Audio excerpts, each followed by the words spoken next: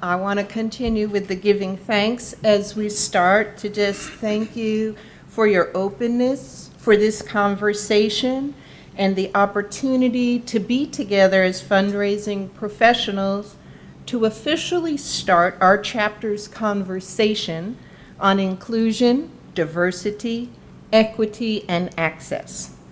My hope, and on behalf of Melvin and myself, I say our hope is that these comments will add to the conversation that we've begun just now, and that the conversation will continue amongst ourselves, within our organizations, and across our city.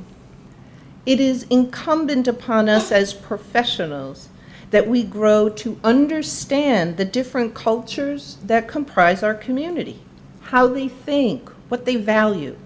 We need to get to know their leadership and to understand what is important to them. We need to build platforms that allow us to hear voices different from our own and to engage those voices in our work, even when that means our work might change by including someone else's priorities. We want to share with you 6 specific actions that you and the leadership of your organizations and our chapter can take as we move forward.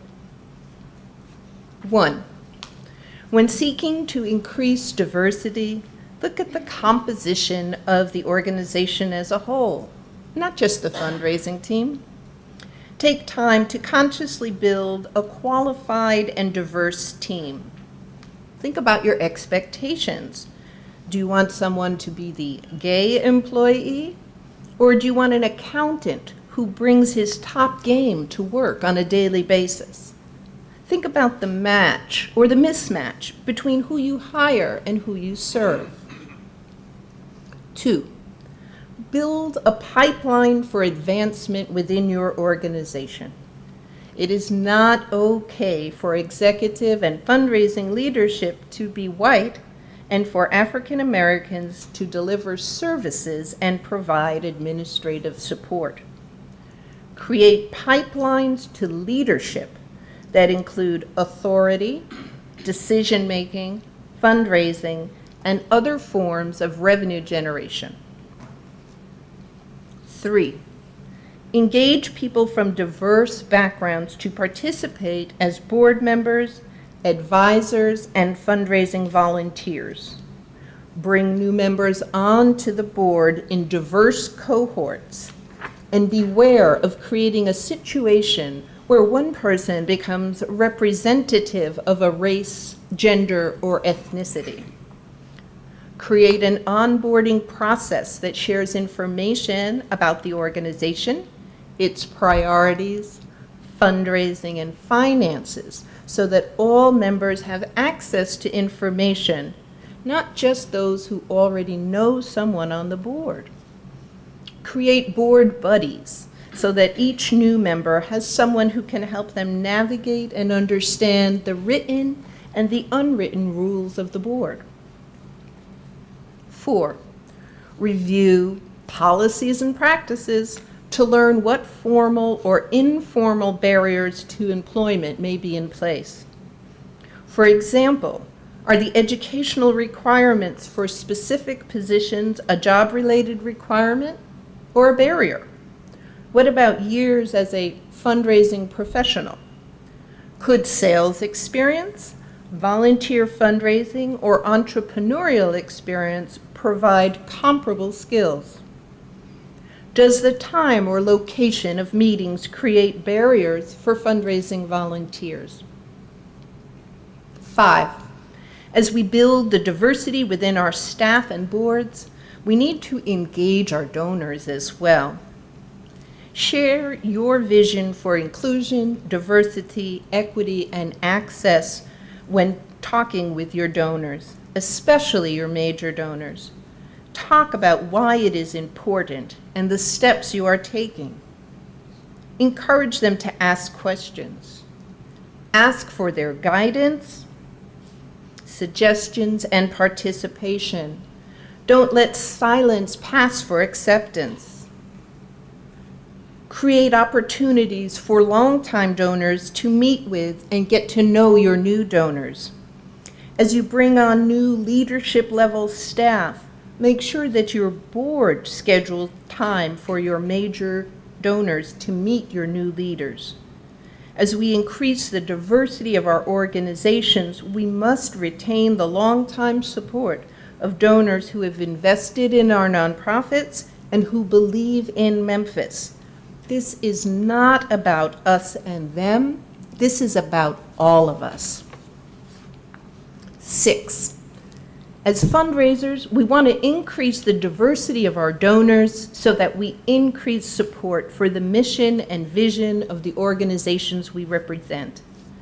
We want to build a spirit of inclusion, a valuing of diversity, and a welcoming spirit amongst all of our donors, with opportunities to truly know each other across differences. Donor circles, donor receptions, and nonprofit activities can be a unique space where one of the benefits of giving is the ability to participate within a diverse community of peers. We want to live our values in how we treat our donors, how we bring them together, and in how we create equity when offering opportunities and visibility. We've primarily focused on encouraging inclusion, diversity, equity, and access amongst our donors, staff, leadership, and board. But equally important and often overlooked is the economic impact of our decisions and how inclusion, diversity, equity, and access need to be included when we spend the money that we raise. For example, who are our accountants, our building contractors, endowment managers, event planners, real estate agents, and insurance representatives?